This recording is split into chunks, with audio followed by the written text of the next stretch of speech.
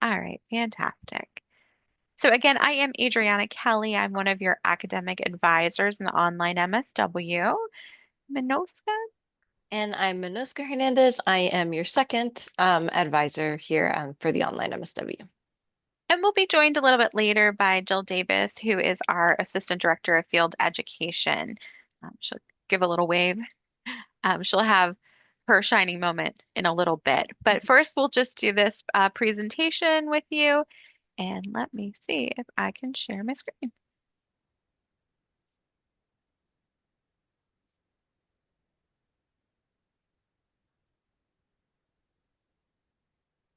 Okay.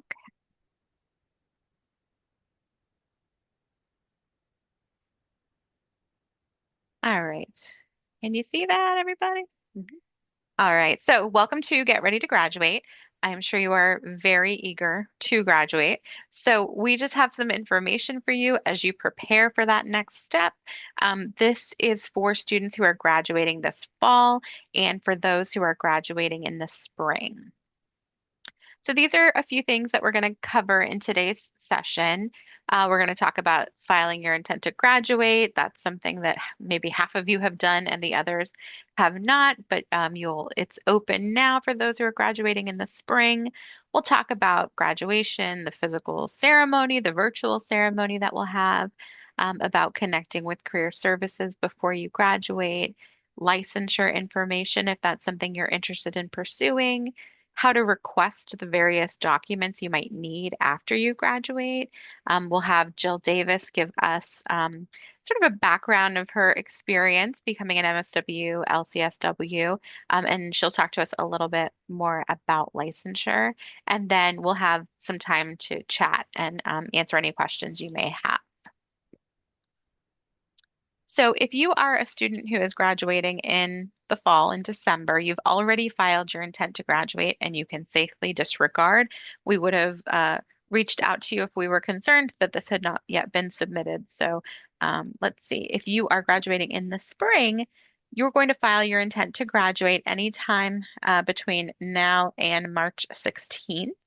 And basically, you'll go to My UCF. It looks a little different on the dashboard now, but if you go to Student Self-Service, the Student Center, you should be able to select Intent to Graduate and click Apply.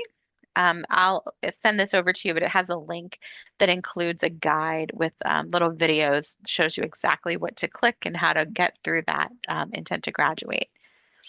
Some things to remember is that you need to choose the correct expected graduation term. So if you're graduating in spring 2026, be sure to select that option. Make sure that you're selecting the correct program. If you were in another program, sometimes it can show up and you might accidentally click on that one. So just be sure that it says social work. You will be asked to verify your name and address and who your advisor is. You can feel free to put myself or Minoska as your advisor. It doesn't matter which one. If you get an option to choose if you're in a non-thesis or thesis program, be sure to check the non-thesis option. And then you're going to see some surveys. So one is a UCF main survey. You may also see something called major surveys listed. These aren't required for graduate students. It's for undergraduate students who choose a major. So if you see that in your list, you can safely disregard it. It's not anything that you're required to do. And if you finish your intent to graduate and you're like, oops, I forgot to do the survey, I want to do the survey, you can always go back to it, going through My UCF and clicking instead of intent to graduate apply, you click intent to graduate survey. And you are able to review the status of your intent to graduate. If you have submitted your intent to graduate, you'll see it says notice of intent to graduate submitted, and you'll see the date that it was completed. I've crossed out major surveys completed because you may see it there, but again, it's not required for you. And then the date that the UCF survey was completed. This is also not required, but if you'd like to do it, you can. You can also reach out to Minoska or myself, and we're happy to look it up if you have any question about what you're seeing. Sometimes you'll see something that says pending for a long time, and that's just the status it stays in until you actually graduate. And then the last piece here is the capstone. So the capstone in some programs is your final big project or your final big course that you take. In our program, it's an assessment. So we're trying to measure the effectiveness of the curriculum. It's a requirement that you have to do to graduate and to pass your class, but there is not a score that you need to get in order to pass it. So we want you to do your best, but there's nothing hanging on the line if you don't score highly. You can access the capstone via your clinical field education course. And if you have any questions about it, please contact your field education instructor directly. All right. So now we're going to talk about some other fun stuff, celebrating you. So basically, for our online MSW students specifically, because you're all over the US, we like to have a special virtual celebration for all of you. So it says here, a celebratory presentation will be created for graduates, and we need your help. So we want each of you to be able to design a slide, which includes pictures and things of yourself and your family. Um, and this is basically to showcase all the awesome work that you've done um, with your family and friends present online. So we're going to talk a little bit about that. Okay, so we're asking you all to create a PowerPoint slide including this information. So your name, of course, as you'd like us to say it in the presentation, your state of residence, any career goals you have, where you're working. A lot of times students get jobs at their internships, which is really cool. If not, maybe you got another really amazing opportunity elsewhere that you want to share with your cohort and your family, what population you're working with, all that good stuff. It's optional, but you can also include a brief message in the slide to your family and loved ones, thanking them or appreciating their support, that sort of thing. And of course, a photo of you so that, we see you in case you don't have your camera on or anything. And I know that even though you do get group work, you don't always see or get to meet everybody in your cohort. So this is a nice chance for all of you to be able to see each other. So yeah, this is your chance to be super creative. Think of it as like decorating your little cap, but instead you're doing it in a presentation form. When you're done, please be sure to email your slide to Adriana Kelly, and her email's right there. For our fall 2025 graduates who are graduating this December, please submit it by the December 7th. And for our spring graduates, please make sure to submit it by May 3rd. And it definitely says that the brief message to your family and friends or quote is optional, but the whole thing is optional. So please don't feel compelled to do this. We'd love to see you. But even if you don't want to make one, we'll make one for you. So we're sure Mhm. that your name is still represented as one of our graduates.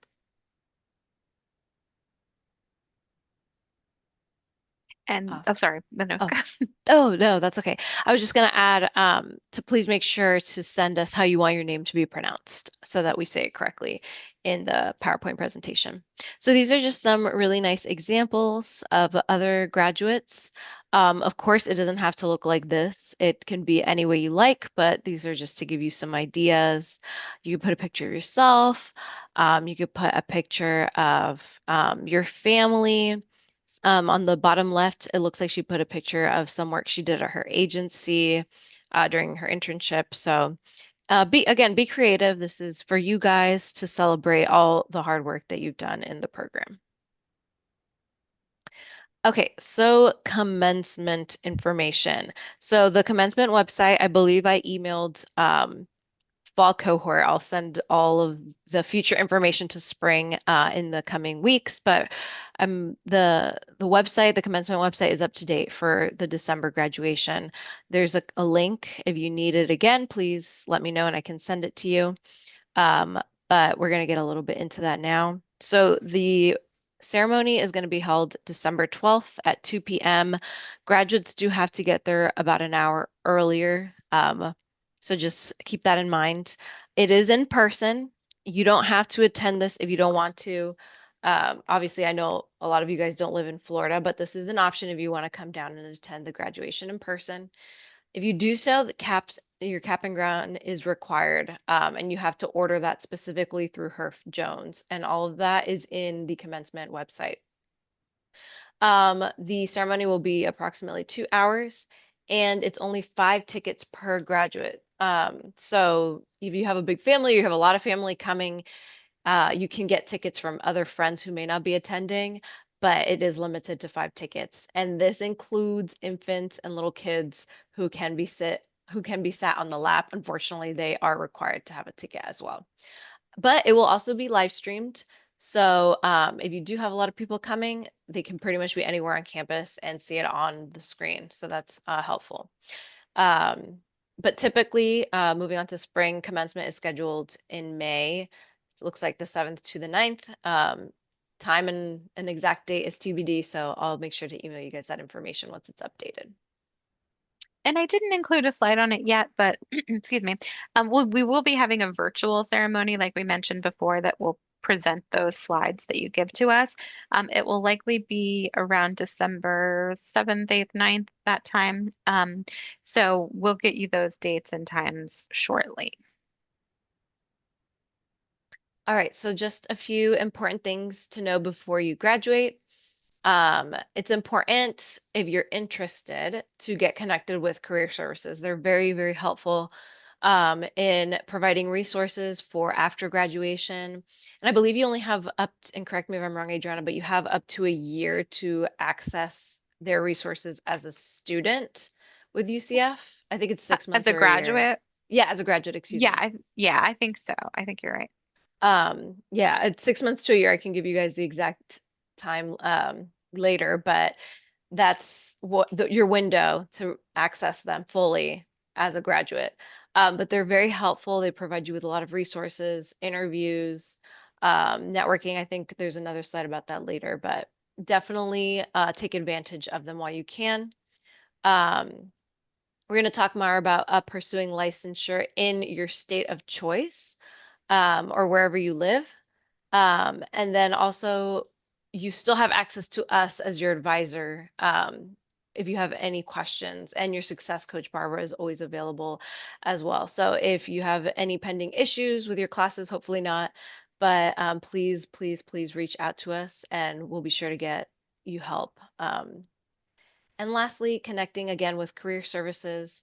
Career services is really awesome, you guys. They can help you clean up your resume, and they help tailor it to whatever job it is that you're interested in. So that's something really important to take advantage of. They can help you with interview skills. I'm pretty sure that they assist with like mock interviews. They even have, I believe, a website where you can do your own kind of mock interview. So I would definitely check that out. And then, of course, they can help you with some networking strategies. And as you guys know, that's really important in social work. So definitely, again, take advantage of this opportunity.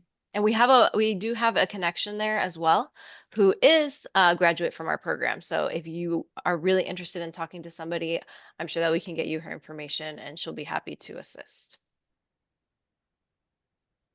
So licensure, this is a clinical program and we're preparing you to pursue licensure, but you might not know what the requirements are for your state. So the quickest way to find the information is to do a Google search, start with your state and LCSW for licensed clinical social worker. Some states have an I in there. It might be licensed independent clinical social worker. Different states call it different things.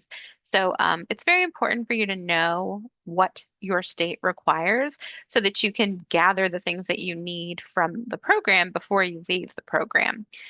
You can also look on the ASWB website, how to get a license, and look into your local NASW chapters for that information.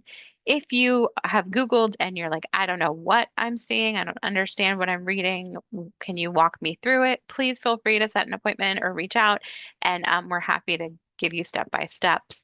There are a few things that UCF provides to students who are pursuing licensure. So we're going to talk a little bit about that. The first thing is a final transcript. So you can request your final transcript through the MyUCF portal. These screenshots, the top one might look a little different, but the bottom one is the website, which is called parchment, and that's where you will request your transcript. You can request it electronically, or you can have a physical paper transcript mailed to your board wherever you're going. Sometimes an employer might need a final transcript, so this is where you're going to order that. Something important to note is that if you go today and you go request a final transcript, you're going to want to make sure that you choose the hold for degree option. And that means that they will wait to send your transcripts over until your degree has been conferred. So if you send it right now, it's going to show that you're currently in progress in your MSW degree, but it won't show that you have finally graduated and that you have earned the MSW. So if you want to wait for that, that's the option you choose, hold for degree. If you need a copy of it now with what you've done until now, then go ahead and request it now. But just be sure to select that option if you need to see the MSW there. So some states require verification letters, verification of your degree, or verification of your practicum internship hours that you've completed. We ask that you submit a request to this website, and that helps us sort of keep a record of what you need. And here are some things that we'll ask for on the request form. Most important is kind of your name. And if it was different from when you were a UCF student, please indicate that to us so we can find your information. We want to know where you completed your clinical placement, the state you're applying to licensure in, because some of them are a little different. If your state has a form that might be called Certification of Education, there is an option to upload that document to this request so that we have it so we can fill it out and send it back. It's also, if you know the details that your letter should include, please write that in the request. If not, we're pretty familiar with the different states and what they need. So we'll reach out to you if we have any questions, but that is kind of the method we use to get that information out to you. And this is not something that you need to request now. Some students don't pursue licensure until a few years after they get their MSW. You are welcome to request this letter now before you graduate. And what we'll do is we'll hang on to the request until the degree is conferred, and then we'll send it out. That's very important to remember. Just because you finish classes and even if you've walked at commencement, it doesn't mean that you've officially graduated until your degree is conferred. And that doesn't happen until a few weeks after you finish classes. So that's what we're talking about with the transcript. It's not going to show that you've earned your MSW until a few weeks later. So keep that in mind. If you are graduating this fall, the holidays sort of delay the degree conferrals because the university is closed for 2 weeks. So it's going to be in January that you'll see that your degree has been conferred. And as soon as we receive the information, we will let you know. If you've made a request for one of these letters, we'll start sending those out after we receive confirmation that your degree is conferred. Some students have employment that's contingent on them finishing all their MSW requirements. If you are looking to start a job right after you graduate, but you don't have that final transcript, reach out to me or Minoska and we can help you get a pending letter saying you've completed all your MSW requirements. We're just waiting for the degree to be conferred, and we can help you out with that. So I'm going to stop sharing my screen right now and we're going to give it over to Miss Davis. All right, thanks so much. Um, Excited to see several names that I recognize from working with you all on placements and such. Hope you're all doing well. I'm not sure if you all are aware, I'm a MSW grad from UCF myself.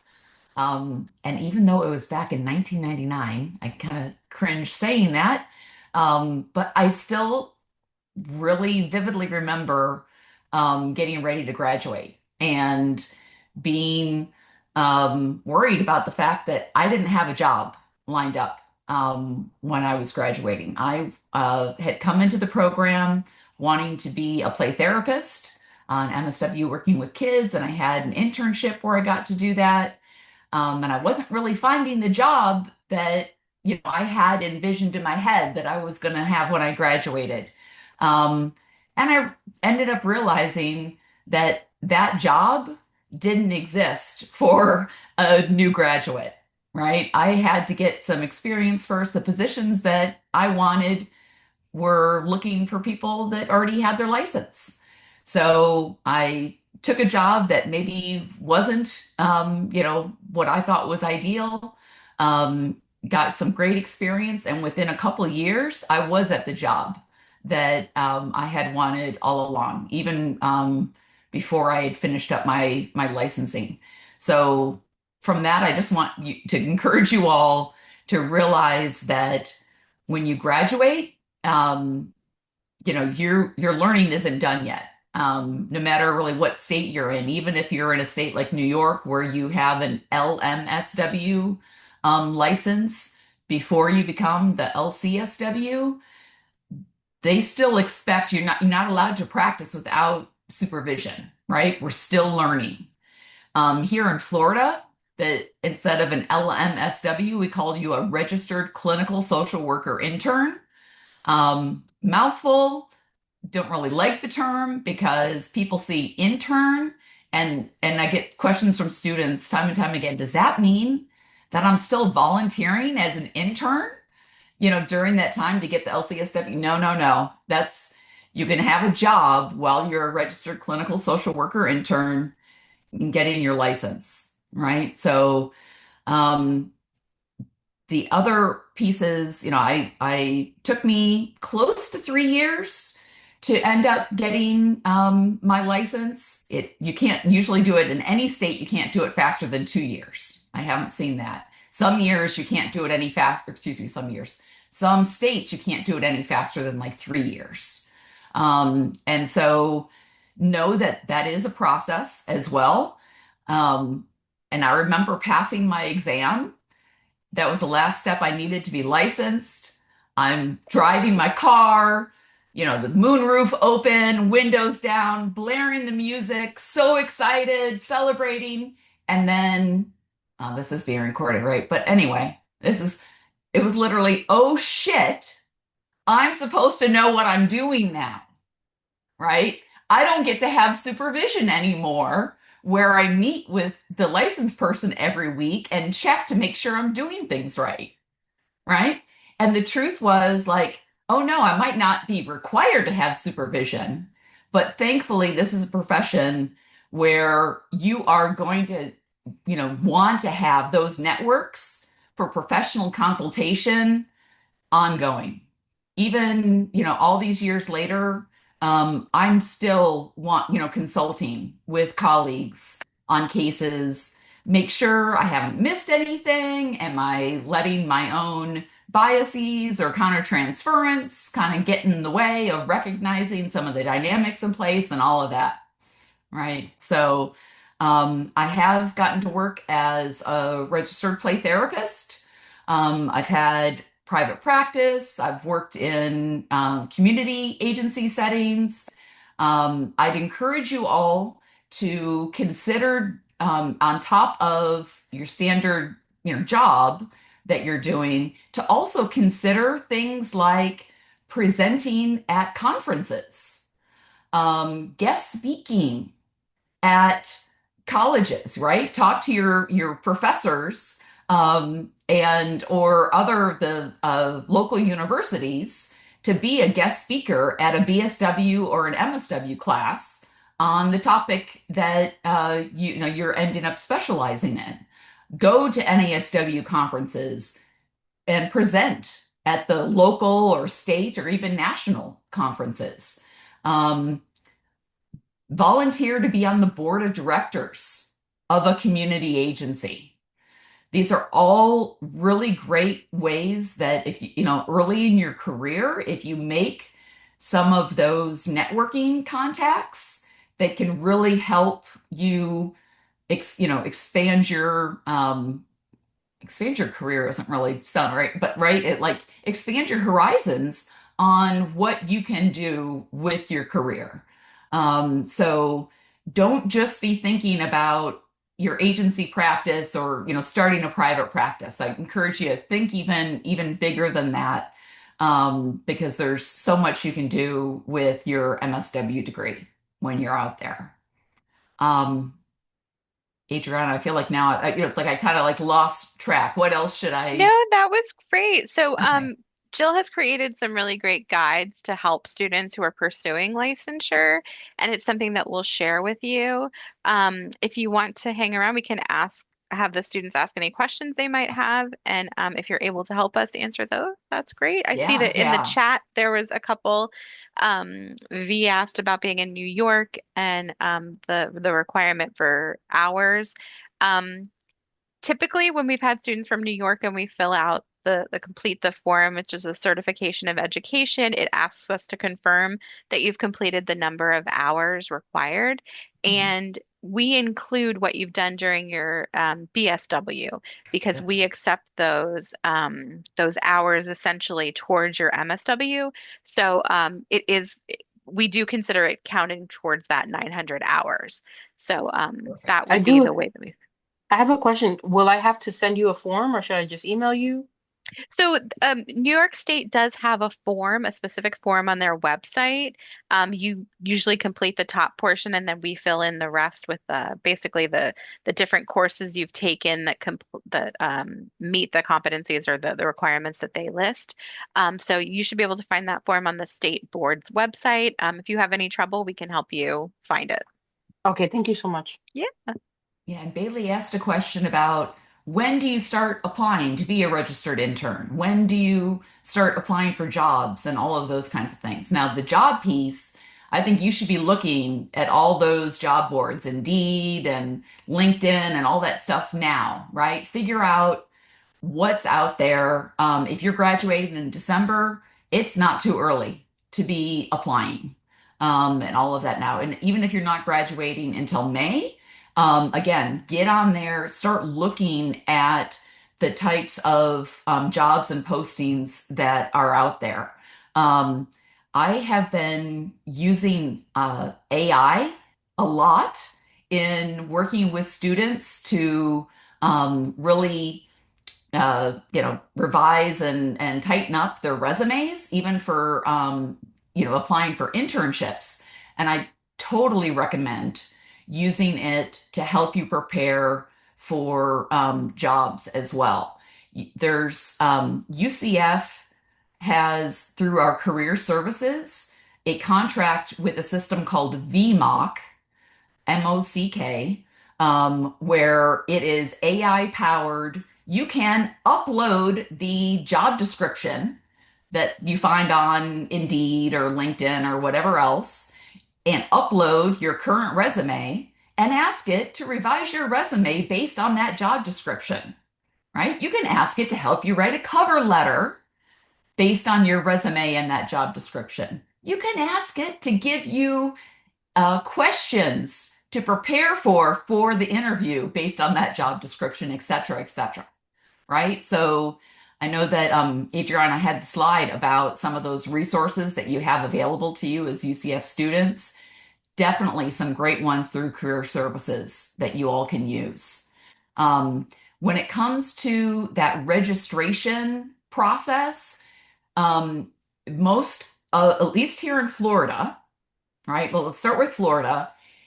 You cannot become, get everything you need to be a registered clinical social worker intern until you have graduated and degree conferred, right? So that's again, it's Right. not just that you finished classes, it's not that you attended the ceremony, it's that your degree has been conferred and it shows that on your official transcript.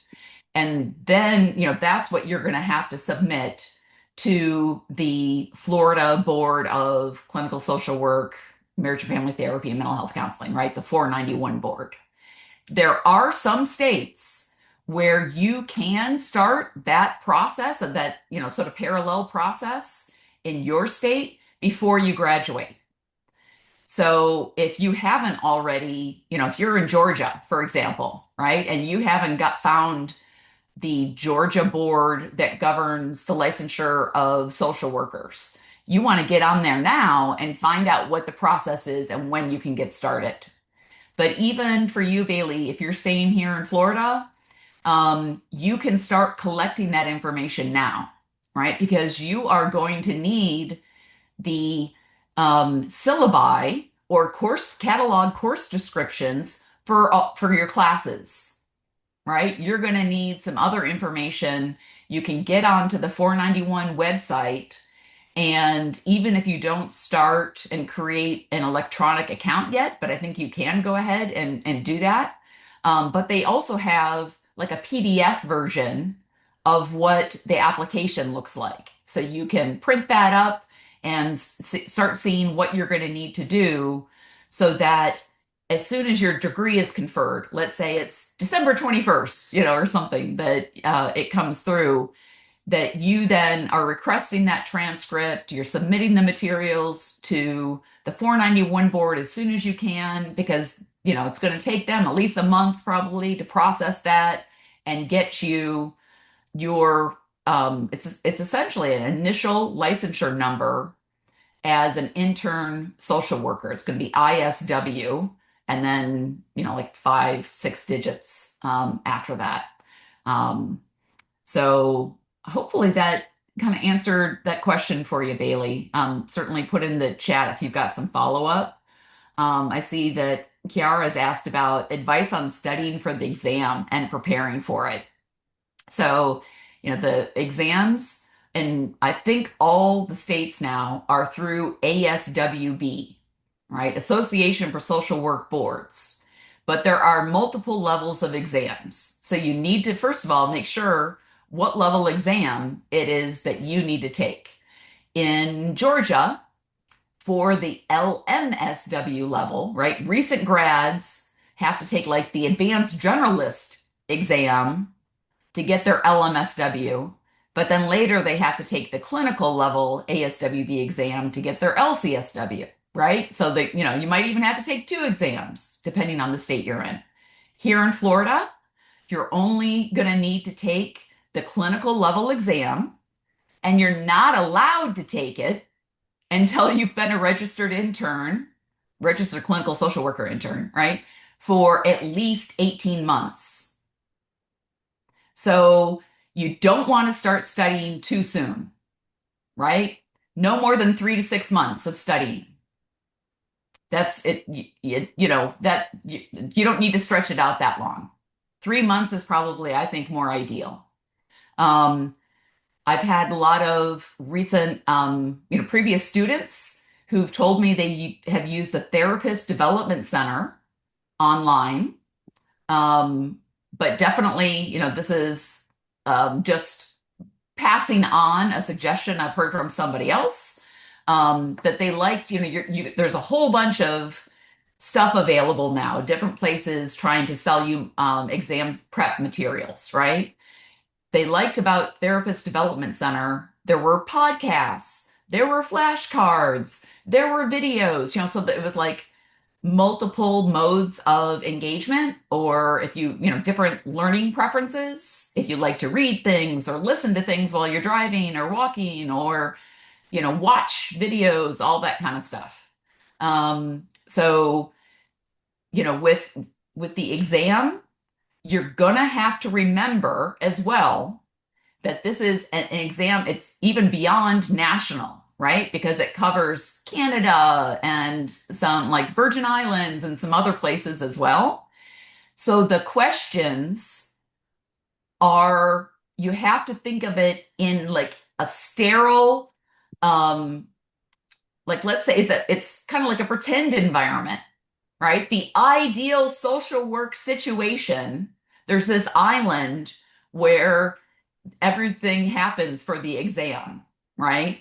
And if you're meeting with a client and the first thing you would want to do based on school is send them for a psychiatric evaluation, make sure that there's no psychiatric issues, or maybe you want to send them to a medical doctor for a physical because they haven't had one in so long. And maybe these symptoms are the result of a medical condition, right? So you want to rule out those things before you determine, okay, this is a mental health condition, and start proceeding.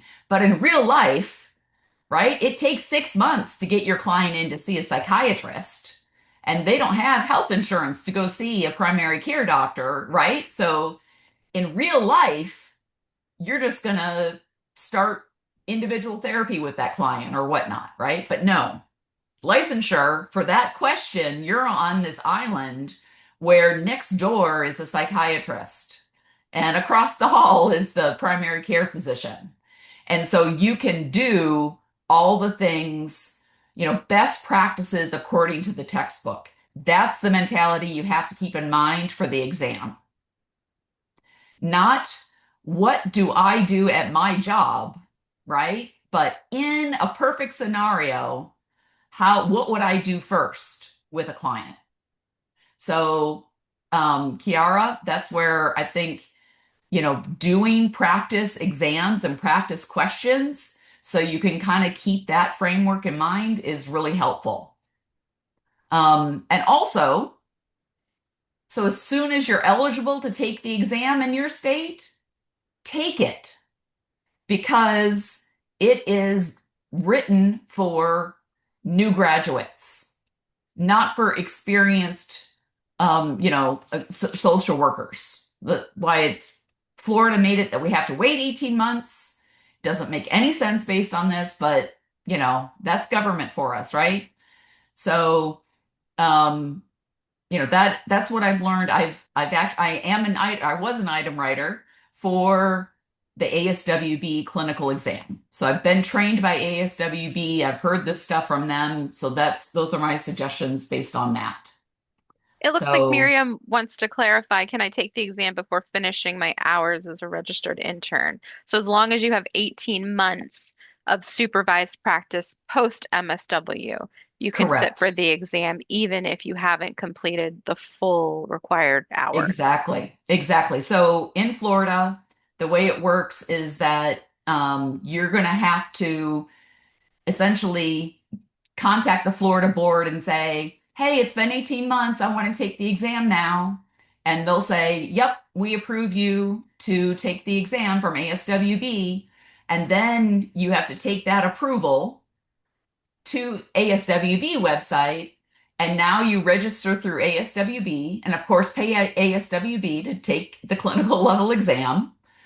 And, then you can actually schedule the exam in your local community at one of the testing centers, right? So it's like very much a multi-step kind of a process. But yes, so you can take the exam in Florida before finishing all the hours. Back in 2002 when I did it, you had to finish all your hours, then take the exam, etc. But right now it's at 18 months. And again, you need to go at least 2 years before you can, like, so if you take the exam 18 months and a day, it'd be hard to schedule it that close, but, and you pass the exam, you still would not be able to, get licensed until you've completed at least your 2 months. And it seems like you asked if the exam prep course is covered by financial aid. It's not affiliated with UCF, so that is a separate thing. It would not be covered by financial aid. Some students save a little bit of money from their final disbursement to use towards those prep courses. So that is something that students have done. I also wanted to mention if you are in one of those states where they will let you sit for the exam while you're still a student, please reach out to me because there's usually a form or a letter that needs to be submitted saying you are in your final semester in the program, and we can confirm that you're in good standing and all that. I Uh, do recommend those prep courses, like that I did an in-person one, or virtual, as well. They're very helpful in helping you get in that mindset, right? Because the questions, they are all multiple choice. You choose between some questions have three choice items, some have four. And the thing is that in most of these questions, all the options are things that you will do as the social worker. And the question then is worded, which would you do first? Right? So it's like, okay, I'm going to do all of these. So which am I going to do first? And that's where we go back to the idea of you're on your perfect little island where all the services you need are available at no cost and no wait time for your client, right? So which ideally would happen first? And that kind of triage or whatnot that you go through, that's what they can help you learn in those prep courses is, going back and thinking that way instead of the way the problem solvers that we are as social workers that we think right now, okay, well, I wish I could have my client get a psych eval. That's going to take too long, so I'm going to do this other thing, right? That's how we have to think as actual practitioners. Test takers is a little bit different. Jill, would you be able to speak about getting a qualified supervisor? That's something that students sometimes ask us as advisors. In Florida, they're required to find their own qualified supervisor. So, would you be able to speak to that? Definitely. So part of the requirements to be licensed, I believe in any jurisdiction, is that you're having a certain number of hours of clinical contact that is supervised by someone approved in your state, right? Here in Florida, generally it's for us as a registered clinical social worker intern, it would be a qualified supervisor has an LCSW degree. There are some ways that somebody like a licensed mental health counselor could become a qualified supervisor for social work as well. Now, in ideal situations, the job that you have when you graduate has that a qualified supervisor for clinical social work on staff, and they offer you the weekly supervision as an employment benefit, right? So as you're looking at and interviewing for these jobs, that's definitely something that you're going to want to be asking about. Do they, provide the qualified supervision for you as a registered clinical social worker intern? But let's say your agency has, licensed mental health counselors that haven't done the additional classes to be a qualified supervisor for social work. And they don't have anybody there. And so now you are, trying to find somebody on your own. And where do you look? Unfortunately, we don't have like a website or a bulletin board even anymore through the school of social work itself, because it also is hard. It's like becomes, are we recommending people or not, right? However, this is where social media, I think, has picked up. So, well, I don't know if some of you might not even have Facebook pages, but there seems to be quite a few pages on Facebook that talk about, and you could, find qualified supervisor, social work, Florida, right? And put it and get some listings that way. Ask your internship supervisors if they are qualified supervisors or who they would recommend. Ask your professors if that who are LCSWs, are they qualified supervisors? So there's some or people that are in private practice. When I was back in private practice, part of my caseload or whatever, right? What were registered interns that I supervised that were working towards their license. So you would then be interviewing somebody because you're going to be paying that individual out of your own pocket, right? So you are interviewing them to see if you want to hire them as your qualified supervisor.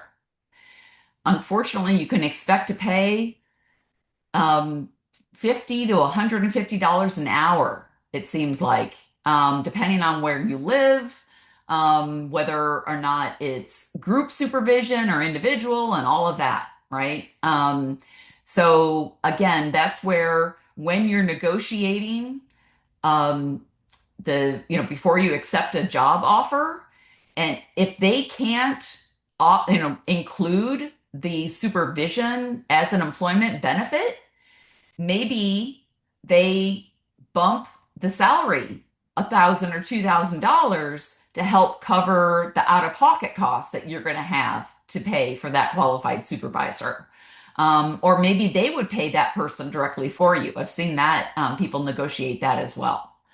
So, um, definitely, let's see, if you're lucky, your supervisor and your internship offers those services, definitely, right? That's definitely, you want to check that out.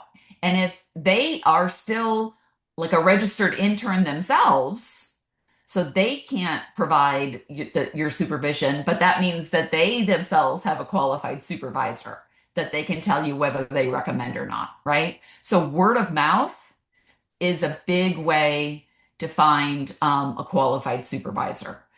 I've had students who have particular areas of interest. So, like one student really wanted to work with adults with Asperger's and autism. And she just Googled and found some people that had practices focused on that area and contacted them and said, found out if they were a qualified supervisor. And that way was able to get supervision with somebody who was really focused on their same area of interest. Thank you so much. I put a couple of links in the chat. Um, I think they both are related to Florida, but honestly, like Jill said, if you Google this with your state attached or you go to Facebook, there's tons of places out there where people are looking. I've seen Reddit also has some communities that have people looking for qualified supervisors for social work. We have a couple more minutes. If you have any questions, you want to put them in the chat, you want to unmute yourself and ask. It doesn't have to be related to licensure, although we do have our expert here. But please feel free. We'll be here for another 10 minutes or so if you have any questions. We will send you the links, everything we've talked about, the presentation, as well as the recording for this in the next few days, so you can review it if you have any questions. And by all means, always feel free to reach out to us, and we're happy to answer. That's kind of the last piece of our presentation, just reminding you that we're here as your advisors. Even if you graduate and you're like, I forgot everything you said. Can you tell me what I need to do now? We're still here. We're happy to help however we can, point you in the right direction. And Barbara Bush, your success coach, is also somebody who's great at hyping you up in these last few weeks before graduation, or if you're graduating in spring. If you need that extra encouragement, she's a great person to reach out to for that. But we're very thankful to have you all here today, and thank you for your great questions. Yeah, charge on and congratulations, everybody. I just wanted to answer one question really quickly. Someone asked about graduation cap and gown prices. You only rent them, you can't buy them, and they are like $140. So they're kind of pricey. And you have to make sure to return them right after. I will say though, the website offers a lot of different packages too. So if you are interested in all that exciting stuff, it's gonna rack up the prices. So just FYI. And please know that for our fall graduates, you have until October 31st to order your cap and gown. So if you're going to be coming to the commencement in person, just keep that in mind. And pre-orders for your tickets are coming up in December. So please make sure to get on that so that you Is can it go ahead and pick up. pick up Pick up, for your yeah, tickets? yeah, Yeah. yeah. If you are not local, if you go to the website, it can tell you what to do if you want to Mhm. designate somebody to pick up tickets on your behalf. They won't mail them to you, but you are able to pick them up before the ceremony. So Daniel just wrote, we have to pre-order our tickets. No, everybody who gets a cap and gown will get 5 tickets assigned to them, and you just have to pick up your tickets. Mhm. You can either pick them up during the week that they designate as a ticket pickup window, or you can set up something to pick them up right before the ceremony. Mhm.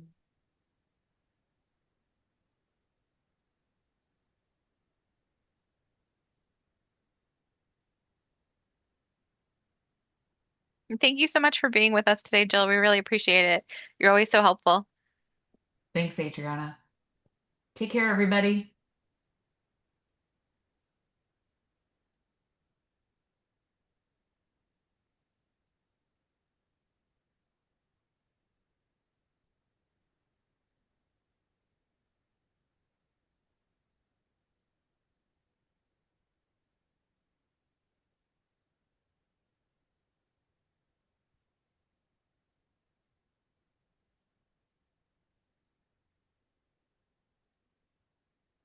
Do you know when the pickup window is off the top of your head? I have to look it up. I can't remember myself, but I think Minoska said in December. Yeah, so it's December 1st to, I believe, the 5th. The website does show that it says pre-order. I don't know why.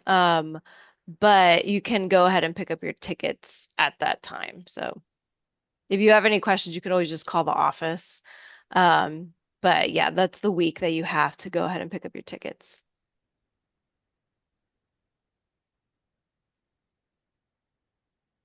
Oh, I think that's also for the cap and gown. So if Oh, you pre-ordered your cap and gown, there's two different. If you ordered them online, you pre-ordered them. If hmm, you waited until after October 31st and you had to order them in person on site or do something special, that's what the pre-order is referring to. that makes sense. Yeah.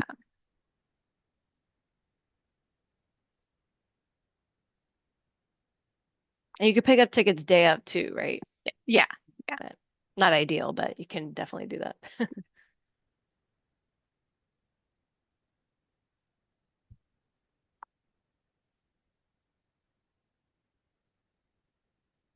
Thanks, you too.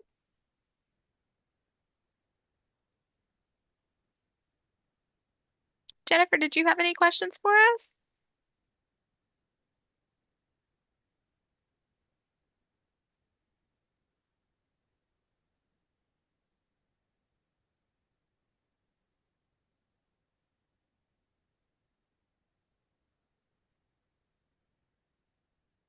Nope. Nope. All right.